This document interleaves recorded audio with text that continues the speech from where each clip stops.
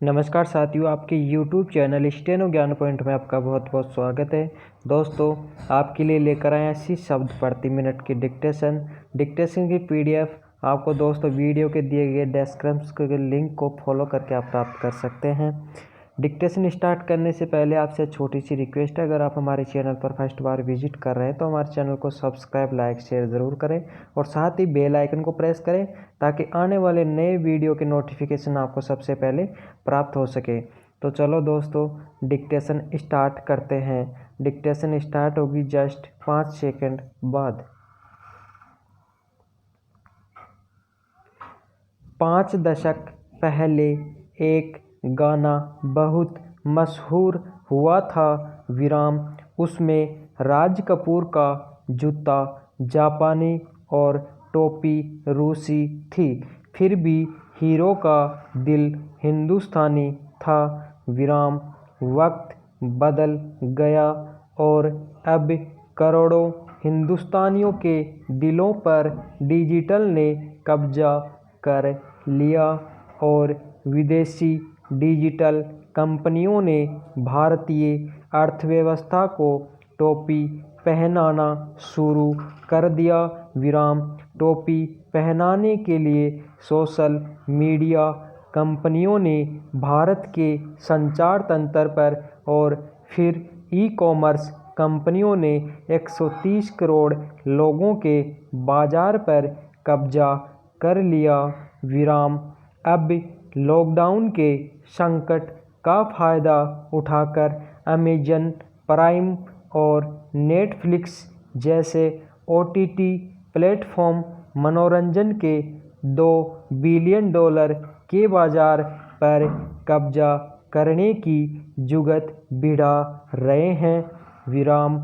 OTT यानी over the top की कंपनियां मनोरंजन के कार्यक्रम बनाने और उसके डिजिटल प्रसारण के धंधे में पिछले कई सालों से लगी हुई हैं विराम। पिछले कई महीनों से मॉल और मल्टीप्लेक्स बंद हैं तो OTT पर नई फिल्मों की रिलीज शुरू होने लगी हैं विराम। फिल्मों का तीसरा सबसे बड़ा वैश्विक बाजार भारत में है विराम। इससे लाखों लोगों को रोजगार के साथ सरकारों को टैक्स की बड़ी आमदनी होती है विराम। फिल्में समाज को प्रभावित करने के साथ बच्चों को बेहतर नागरिक बनाने में मददगार होती हैं विराम। इसी वजह से फिल्मों में अश्लीलता, हिंसा, शराब, ड्रग्स, पोर्न आदि को रोकने के लिए सेंसर बोर्ड की सख्त व्यवस्था बनाई गई है विराम। पिछले कुछ महीनों से OTT प्लेटफॉर्म्स में हंसमुख और पाताल लोक जैसे हिंसक और अश्लील कार्यक्रमों को बड़ों के साथ बच्चे भी मज़े लेकर देख रहे हैं विराम। रोटी, कपड़ा और मकान के बजाय भारत में बच्चों के लिए भी मोबाइल ज़रूरी बना दिया गया है विराम। मोबाइल के माध्यम से डिजिटल कंपनियों का पूरा कारोबार चल रहा है विराम। लॉकडाउन के संकट में लोगों को रोजगार के बजाय ई-कॉमर्स से शराब की होम डिलीवरी दी जा रही है विराम। 130 करोड़ की आबादी वाले देश में डिमांड और सप्लाई लोकल है, लेकिन डिजिटल बाजार में विदेशी कंपनियां लोकल हैं विराम। पैरा, गांव, कस्बे और जिलों में पुरानी तरह के हजारों सिनेमा हॉल बंद होकर मैरिज हॉल और मार्केटिंग कॉम्प्लेक्स में तब्दील हो गए विराम। अब OTT की डिजिटल आंधी में जब मल्टीप्लेक्स भी बंदी के मुहाने पर है तो उसे कौन रोक सकता है। बोस्टन कंसल्टेंसी की रिपोर्ट के अनुसार अगले 3 सालों में OTT कंपनियों का भारत में $5 बिलियन का बाजार हो जाएगा। विराम। टेक्नोलॉजी और विदेशी पूंजी की बड़ी ताकत से लैस ये कंपनियां बाजार में अपना एकाधिकार स्थापित करने में सफल हो रही हैं। विराम। विदेशी कंपनियों को कानून और टैक्स के दायरे से बाहर रहने की सहूलियत मिलने से भारतीय उद्योग दौड़ से बाहर हो रहे हैं। विराम। पिछले 3 महीनों में आपदा प्रबंधन कानून DMA के तहत श्रम, किराया और वेतन भत्तों के नियमों में बदलाव हो गए। विराम। OTT कंपनियों के लिए कुछ महीने पहले एक निजी संस्था ने स्वैच्छिक कोड ऑफ कंडक्ट बनाया, पर अधिकांश कंपनियां किसी भी नियम के दायरे में नहीं आना चाहती हैं। विराम। सरकार यदि OTT कंपनियों पर सेंसर बोर्ड के नियम और टैक्स व्यवस्था लागू करने में विफल हो रही है तो फिर परंपरागत सिनेमा कारोबारियों को भी सेंसर बोर्ड और टैक्स नियमों की जकड़न से मुक्ति क्यों नहीं मिलना चाहिए। पैरा।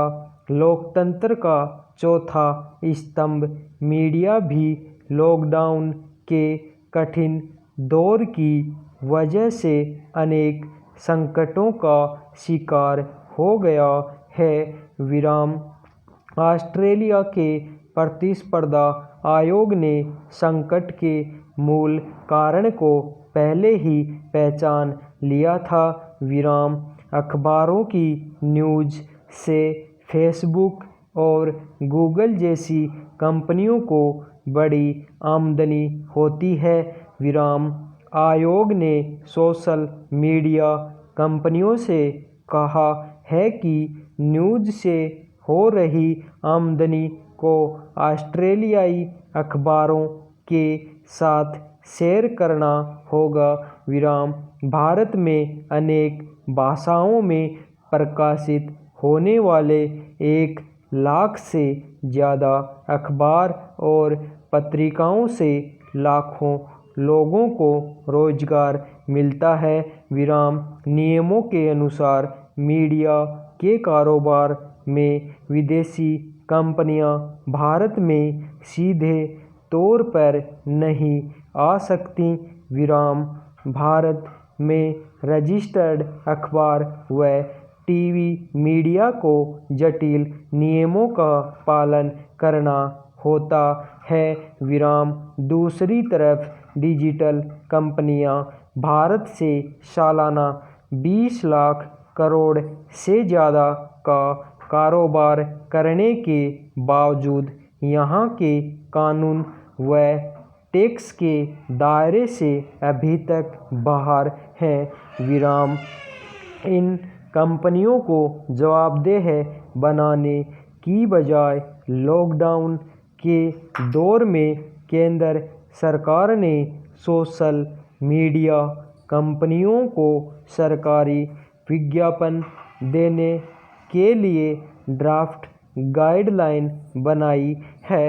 विराम। पैरा। आज़ादी के बाद जब संविधान बना तब न तो मोबाइल था और न ही इंटरनेट। विराम। संविधान की 7वीं अनुसूची के अनुसार डिजिटल जैसे नए मामलों पर केंद्र सरकार को कानून बनाने और कार्रवाई का अधिकार मिला है। विराम।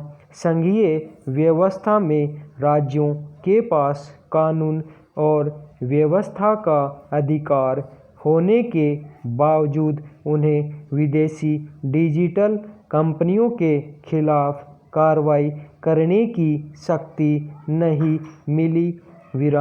कोरोना के पीछे चीन और WHO की कोई साजिश है। इसकी जांच अब भारत के स्वास्थ्य मंत्री डॉक्टर हर्षवर्धन के नेतृत्व में बेहतर तरीके से जरूर होगी। लेकिन कोरोना के खौफ में कारोबार बढ़ाने वाली डिजिटल कंपनियों के नेटवर्क को भारत के कानून और टैक्स के दायरे में कब लाया जाएगा? डिजिटल इंडिया में आत्मनिर्भर भारत को सफल बनाने के लिए अब संसद, सरकार, अदालत और केग को बड़ी भूमिका निभानी होगी। धन्यवाद।